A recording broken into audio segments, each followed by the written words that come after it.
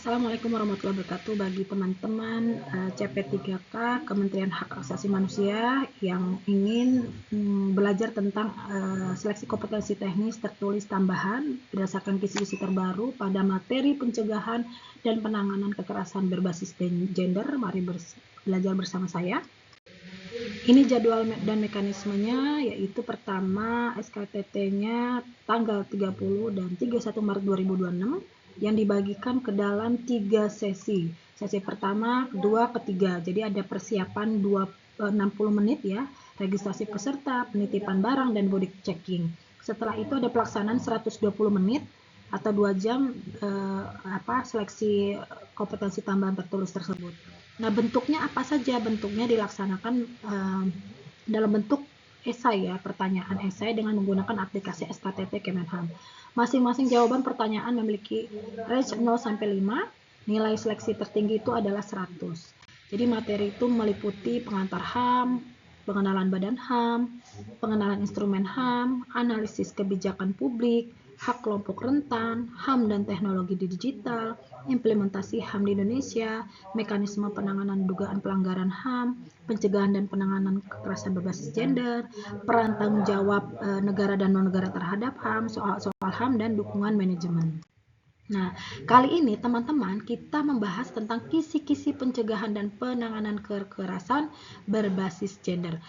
Nah, teman-teman peserta CP3K Kemenham itu harus bisa memiliki pemahaman mengenai konsep kekerasan berbasis gender, bentuk-bentuknya, faktor penyebabnya, dampak terhadap korban, serta strategi pencegahan dan penanganan yang berperspektif korban dan berlandasan HAM.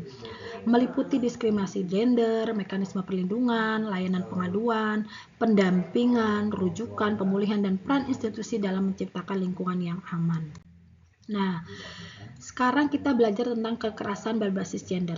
Apa sih artinya kekerasan berbasis gender itu? Yaitu segala bentuk kekerasan yang ditunjukkan kepada seseorang berdasarkan jenis kelamin atau gender mereka yang secara tidak proporsional mempengaruhi perempuan dan anak perempuan ya. Jadi perlindungan perempuan korban kekerasan seksual. Ini ada Komnas HAM ya, bisa dibaca-baca ini tentang kekerasan seksual. Lalu ada penanganan kekerasan berbasis gender. Nah, ini berdasarkan peraturan Menham pada Renstra 2025 sampai 2029. Yang pertama adalah memperkuat pembangunan SDM, sains, teknologi, pendidikan, kesehatan, prestasi olahraga, kesetaraan gender, serta penguatan peran perempuan, pemuda, atau generasi milenial dan generasi Z dan penyandang disabilitas. Selanjutnya, meningkatkan peran pemerintah dalam pengaruh utamaan pemajuan dan penegakan HAM atau P5 HAM, yang salah satunya adalah mewujudkan peraturan perundangan berperspektif HAM, humanis, inklusif, dan berperspektif gender. Selanjutnya ada lagi kegiatan prioritas ya, dengan internalisasi HAM untuk kebijakan humanis, inklusif, dan perspektif gender. Dan terakhir adalah gerakan sosial misalnya, dan meningkatkan kesadaran akan hak kelompok minoritas, yaitu gender, agama, adat, dan disabilitas. Nah, sasaran kelompok perempuan ya sesuai dengan laporan Ranham Kementerian Lembaga ya. Jadi ada pertama kebijakan dan peraturan perundangan yang tidak diskriminatif terhadap perempuan, baik di tingkat nasional maupun di daerah. Jadi ada Kementerian PPA, Kementerian Hukum, Kementerian Dalam Negeri itu bisa punya kebijakan. Selanjutnya ada terpenuhinya hak perempuan berhadapan dengan hukum melalui layanan hukum, kesehatan, dan psikososial yang efektif.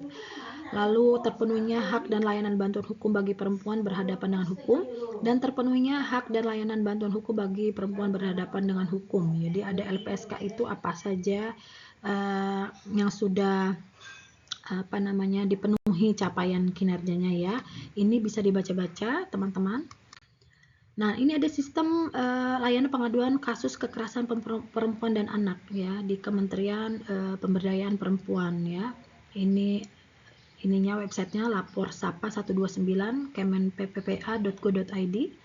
Ini bisa diklik ya, ada cara lapornya, kapan harus lapornya, mengapa harus lapor ya. Itu ada di sini, ada sistem lapornya.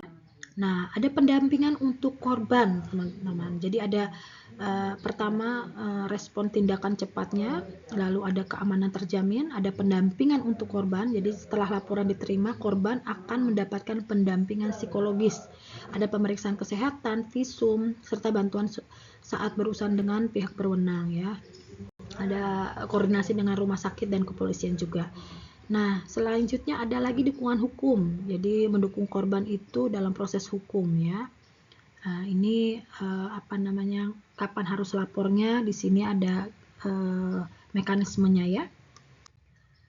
Lalu strategi pencegahan dan penanganan kasus khususnya kekerasan seksual, pelanggaran HAM dan KDRT yang berspektif korban dan berdasarkan HAM.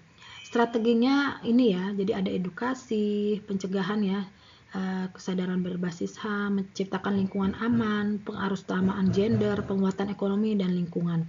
Kalau strategi penanganannya ada keamanan dan kerahasiaan ya, penyediaan layanan terintegrasi, prosedur rumah korban dan anti trauma, keadilan restoratif dan memastikan korban mendapatkan kompensasi, restitusi dan rehabilitasi. Jadi teman-teman peserta CP3K Kemenham, contoh soal SKTT-nya kali ini ya, materi kali ini yang pertama bagaimana penanganan kekerasan berbasis gender. Lalu yang kedua jelaskan lembaga ini ya, LPSK melakukan pemenuhan hak dan layanan bantuan hukum bagi perempuan berhadapan dengan hukum ya. Lalu yang terakhir bagaimana sih strategi penanganan kasus khususnya kekerasan seksual, pelanggaran HAM, KDRT yang berspektif korban dan berdasarkan hak asasi manusia atau HAM. Ya, bagi teman-teman yang mau lulus CP3K Kemenham, ayo join bimbel bersama saya sesuai dengan kisi-kisi terbaru. Ini daftar linknya.